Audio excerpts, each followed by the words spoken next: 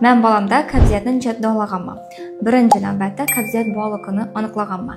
Maxsus Bristolskaya shkala bor, shu bo'yicha axlatni turini aniqlaganman. Bizniki ovechikal, ya'ni qo'y kumaloqi dengilaradi va qattiq bo'laradi.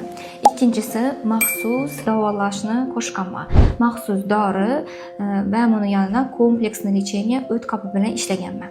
Uchinchisi bu pitaniyaga katta urg'u berganman. Ko'proq kletchatka qo'shganman. Meva va sabzavotlarni ko'p yeb tashlagan. Keyingisi suvni ko'p qo'shganman. Ichimliklarni ko'paytirganman.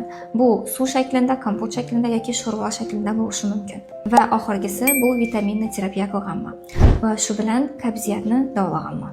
Agar sizni bolangizdan qabziyat bo'ladigan bo'lsa, birinchi navbatda bu yerda faqatgina pitaniyani o'zgartirib qabziyatni davolab bilmaymiz.